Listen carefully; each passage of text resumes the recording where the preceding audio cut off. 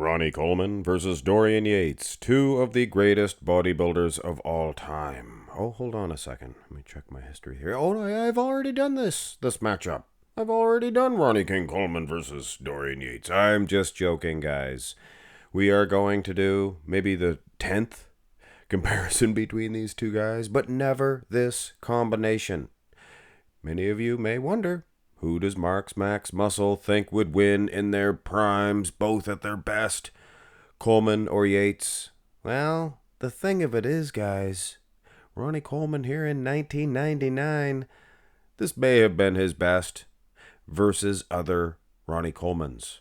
But if you're going to use Dorian Yates 6 weeks out from the 1993 Mr. Olympia, I think a bigger version might actually help him. Because this Dorian Yates here, this Dorian Yates right here, this is probably Dorian in his prime. I do not think we ever did get to have the luxury of seeing Yates in his prime. He tore his bicep. He tore his bicep, for goodness sakes, earlier on in his career. And back, things of that nature, maybe even the legs improved, maybe 95, things of that nature. But I don't think we ever get to see this here 6 weeks out version. He is about 270 pounds, something of that nature. 279 even? 280 pounds? He's bigger than Ronnie Coleman here. He's huge. So for those of you who are Colemanites thinking, why even bother, Max? Nobody can touch Coleman. Well, Yates, he's a force. I'm here to tell you. And he didn't win all of those Olympias just because he's a Tinkerbell. He's a huge, great big stud. And his conditioning was as such that it did eat into a lot of the size. Now, Coleman, he's always going to win in the biceps. Look at that. But tell me, who's winning in the forearms? Who's got the better torso heap? Legs, Coleman. Coleman always had a better set of wheels than Yates. My point is, this is a whole lot closer than a lot of you guys probably thought it was going to be. Now, the front lat spread, we definitely have a sticky situation here. We have Coleman looking outstanding. Look at this. Even a Dorianite would admit that. Now, Yates, I thought he was going to clean up, considering this is his shot. This is his pose. But I think the leaner you are, the better the front lat spread looks. Your midsection gets smaller. Your lats, it is hard to see. But Yates, take a close look here. He still has his Dorian-esque lats. They're huge. I just think the black and white photos, people say they do him justice. I don't know if they're actually doing him justice. And food for thought, the pictures from the 1993 Olympia suck. They're terrible. They're terrible. You're better off going from word of mouth from the 93 Olympia. Telling you right now. There's the odd picture that you can tell it's pretty good. So this kind of just proves people's word of mouth. Turn to the side. Sizing, definitely an issue here. It's the angle, I think, of Coleman's pose. Normally, he has the short torso. If you lop off their muscles, things of that nature, and look at their bone structures, Coleman is a longer-legged individual, and Dorian Yates has the longer torso. But here in this picture here, it looks like Coleman has a short quad, so I don't know, kind of renders it useless. Great big hanging hamstring of Yates. Yates, a very big, thick, powerful stud. And I apologize if I called Yates Coleman or Coleman Yates, because I did make an error, and one of you fellers caught me on that. I called Marcus Ruhl Günther Schlierkamp. And I'm sorry, that was terrible. That's terrible. It's an awful mistake to make. It really is, and I'm sorry, guys. But anyway, I honestly think Coleman would get the side chest just because of the pop and the muscle separation. Hard, grainy condition. I've never seen Yates look so thick and full in a side chest. It's refreshing. He was too depleted when he competed. That's why he was so much more conditioned than everybody else. He could have gave away a little bit of condition versus all those guys, and he would have been twice as big, and he was already the biggest guy, so nom sing.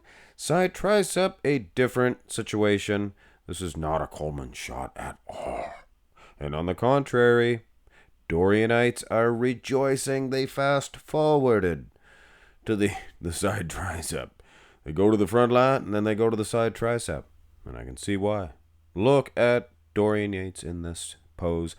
Now, interestingly enough, he doesn't have socks. You notice that. And there's a difference, guys. These are the actual 3 weeks out photos. I think. Now, correct me if I'm wrong. A lot of you geniosos, baby please, in the audience, in the comment section below. You guys are like an audience. You're more comfortable. You're at home or away. Either you're away or at home. Anyway, 3 weeks out, you can see there is a slight bit more refinement in Dorian. Look at this, guys. Who could touch this friggin', I apologize, my language there, this friggin' side triceps. What a pose. Let's go to the important part. The back shots, the poses we have all came here to see. To bear witness. Who has the bigger, the better back? Coleman is winning on the upper back. Yates is winning on the lower back. You can definitely see that. These two dudes. Wow. Tremendous. Coleman's more conditioned from the lower half. That's just it, guys. This is 6 weeks out. Dorian Yates, he is not as peeled as the on-stage Ronnie King Coleman.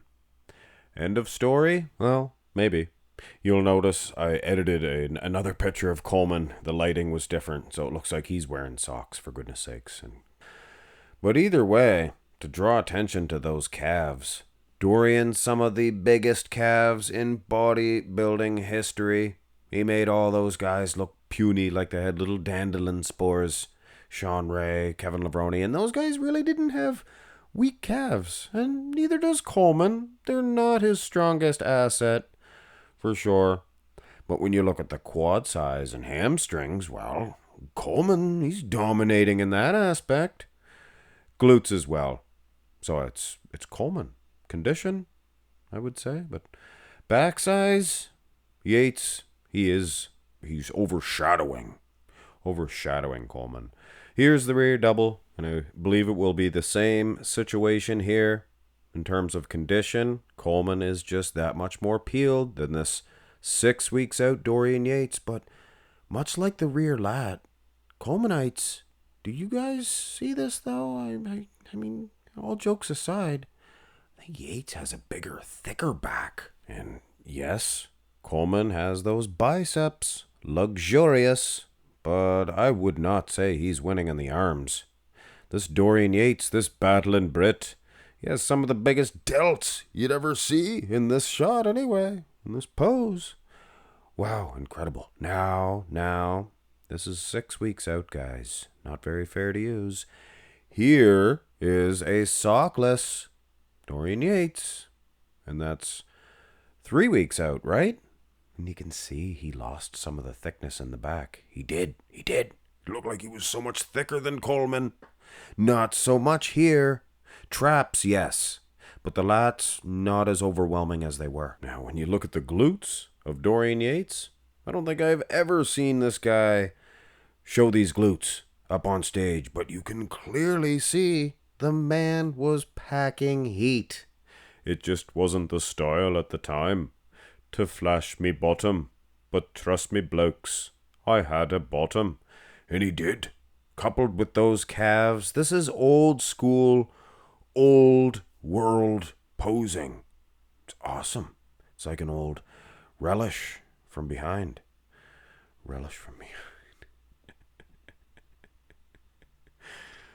Happy accident there. Here is the most muscular and a luxurious Ronnie King Coleman. He shows why he is the king in this matchup. He's got the better arms, depending on the pose now. Inside tricep, I wouldn't say that. But either way, guys, there's no way out of it. And in the crab position, missize this one maybe. I think Coleman is crouching down a little bit further, so it is definitely hard to size. But look at the size of the arms on Coleman. If I were to make him any bigger, I think that would be missized for sure. He's already getting an advantage. He's already winning both most muscular poses. Is he winning the entire comparison? Geez Louise, I don't know. I honestly think when they do turn around, Coleman was just that much more peeled, that much more diced, conditioned, that maybe he would get the 6 weeks out version of Dorian Yates, but that 3 weeks out, I don't know. He looked pretty peeled. Did the battle in Brit. So probably, depending on, if you could go back in time, coach Yates not to go too heavy and high intensity that close to a competition, never tore his bicep, continued to get better, and we may have very well seen this here version of Yates in 98 versus Coleman. Well, say 99, whatever. I'm splitting hairs there. Talk Coleman out of his gyno in 98 and you'd be good to go. But yes, I think if Yates were to bring that 279 pounds or whatever that was reported to be, he would beat the 260-pound Coleman. Or was it 265 in 99? You tell me. So there's a lot of poses that definitely favor Dorian Yates because of his extra size. But I think the back shots he might have been better off being that much more peeled. But man, that front double bi, I say double bi to save time instead of saying double biceps. So yeah, in that front double biceps pose, he looked pretty good. Hit thumbs up on the video, guys. Let me know who is the greatest of all time. If Yates brought this package to the stage, say 3 weeks out, maintained that condition, plus size, and forget about the 300-pound 2003 Coleman for now. Have a great one.